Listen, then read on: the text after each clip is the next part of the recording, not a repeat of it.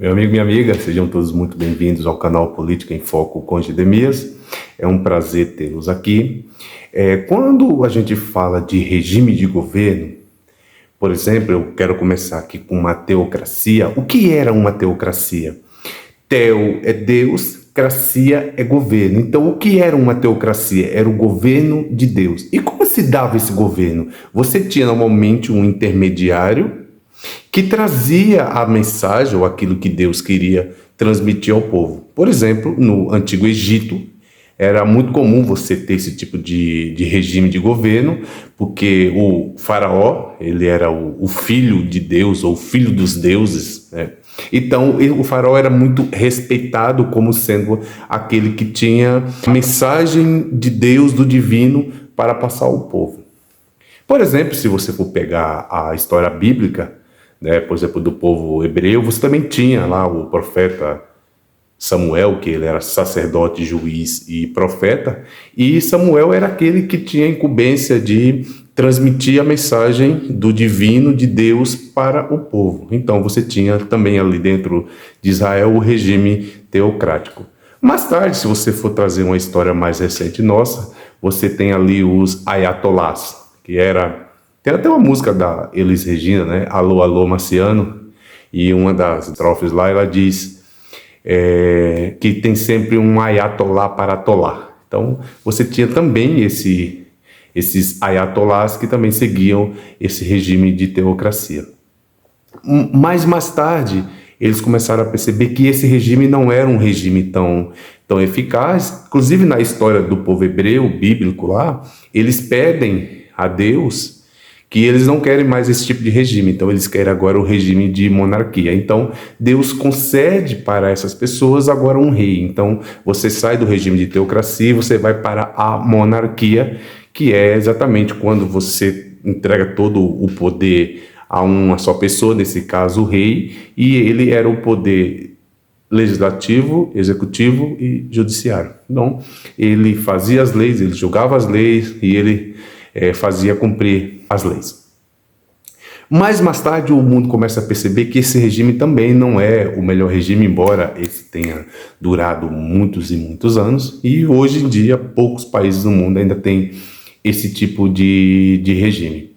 Algo depois você vê até algum filósofo defendendo, por exemplo, o regime de anarquia. E a anarquia é exatamente o contrário. A anarquia era um regime que você não tinha o governante, né? O povo seguia cada um o seu próprio caminho. Então, você está vendo que tem aqui alguns regimes de governo, até que a gente chega num regime que é o melhor regime. Ela tem os seus furos, mas é o melhor regime, que é a democracia. E o que era a democracia? Demo é povo, cracia é governo. Então, democracia é o governo do povo. É quando você dá ao povo o direito de escolher o seu líder, você dá ao povo o direito de escolher quem vai governá-los. Eu escuto muito, né, no nosso dia a dia, pessoas colocando regras para esse regime democrático. Escutei até pessoas, né, preconceituosas dizendo: olha, eu acho que para alguém chegar um dia à presidência da República, você precisa ter, por exemplo, um curso superior. Isso é muito legal, mas a partir do momento em que você começa a pôr muitas regras na democracia, ela sai desse regime democrático, em que o povo que elege o seu governante, e você entra no regime que eles chamavam de aristocracia. E o que era a aristocracia? É o governo dos melhores. Mas a pergunta que eu tenho que deixar para vocês aqui é: o que é o governo dos melhores? Porque, presta atenção comigo, vamos fazer aqui uma reflexão junto. Se você começa a pôr muitas regras, por exemplo, se você começa a dizer que hoje, para ser, sei lá, candidato à presidência da República, você precisa ter um curso superior. Amanhã, alguém vai dizer assim: olha, para ser presidente agora não basta ter um curso superior, você precisa agora ter um mestrado. Mais tarde, ele começa a dizer: você precisa agora ter um doutorado. Mais tarde, começa a dizer: você precisa ter um pós-doutorado. Então, à medida que você vai afunilando, Você vai saindo do regime democrático e você vai entrando no regime aristocrático. Isso também é muito ruim. Então, quando a gente diz que é o governo dos melhores, normalmente quando você começa a implantar esse tipo de regime, o poder vai sempre se centralizar na mão de meia dúzia e vamos continuar do jeito que o mundo é hoje, que é sempre governado por uma elite. Então, eu fiz toda essa introdução para falar para vocês um pouquinho aqui sobre a democracia. E por que eu estou entrando nesse assunto?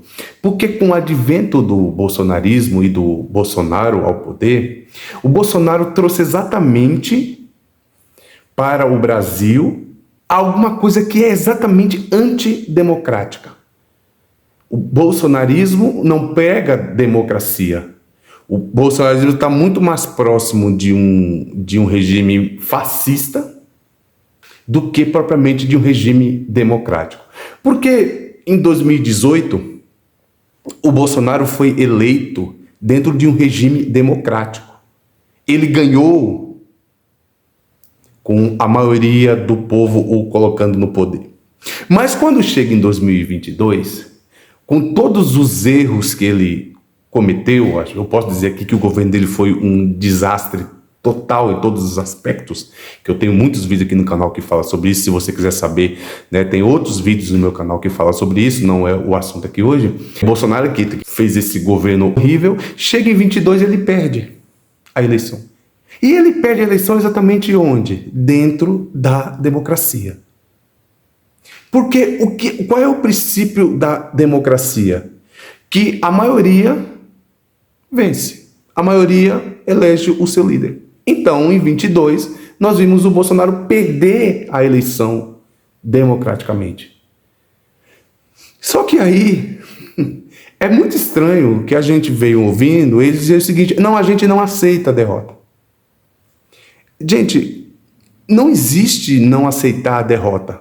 É como se dois times de futebol, sei lá, Corinthians e Palmeiras, jogassem. E aí o Corinthians saiu vencedor, ou o Palmeiras saiu vencedor, e o outro que perde diz assim: ó, eu não aceito a derrota.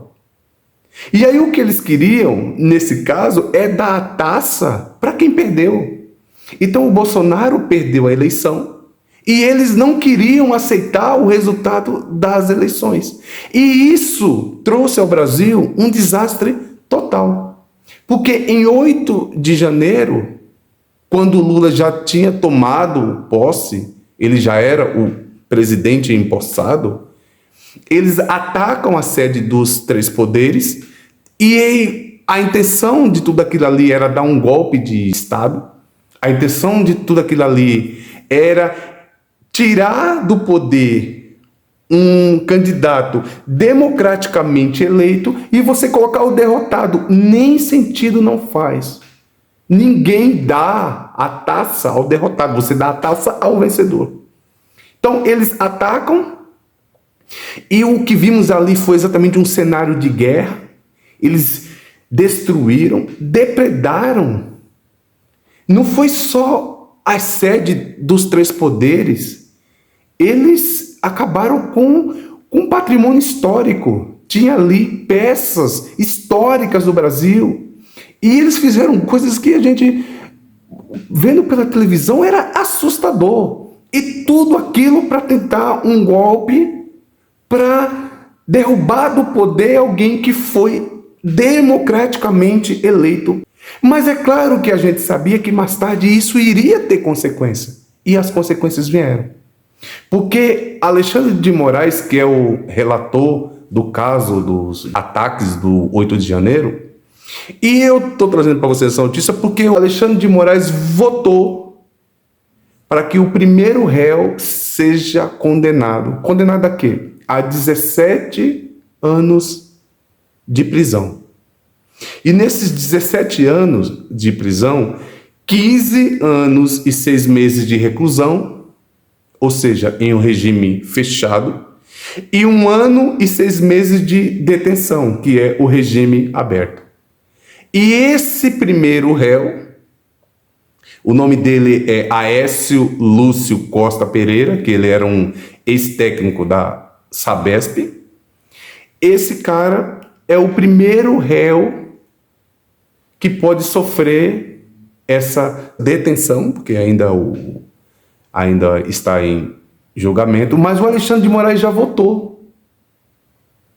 Gente, eu quero aqui, depois de toda essa introdução que eu dei aqui para vocês, eu quero dizer que é justo.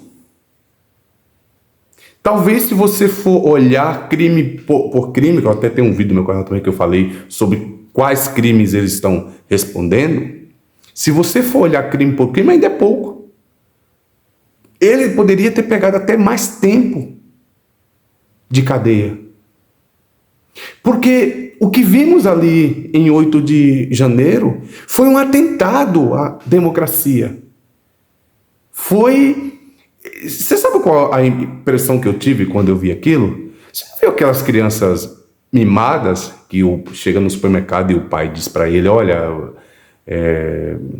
pai, eu quero tal coisa, e o pai diz que não pode, ele esperneia, ele chora e ele grita. A impressão que dava é que o que estavam vendo ali eram crianças mimadas, dizendo que não poderiam aceitar, mas não existe o aceitar. Para isso que no Brasil existe a democracia.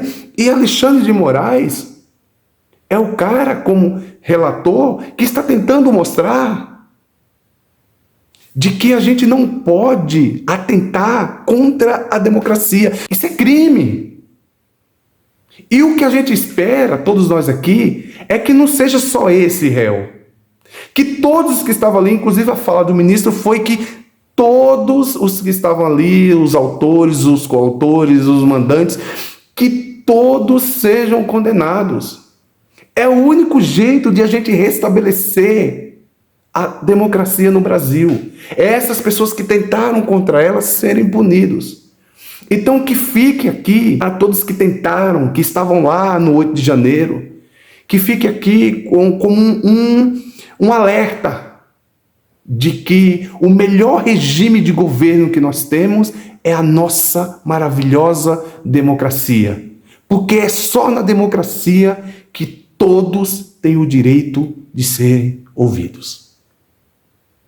É maravilhoso, espetacular, o dia da festa da democracia, em que todos, ali não há classe social, ali não há negros, brancos, pardos, homos, não há hétero, não há homens, não há mulheres, ali é todos em prol de um único objetivo, é fazer com que a nossa democracia se fortaleça cada dia mais.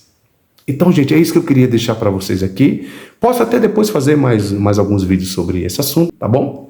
E mais uma vez eu peço a você, se inscreva no canal, deixa o seu like, deixa os seus comentários, tá bom? Ative o sininho, compartilhe esse vídeo para que mais pessoas possam ser alcançadas e viva a nossa democracia. Um abraço a todos vocês.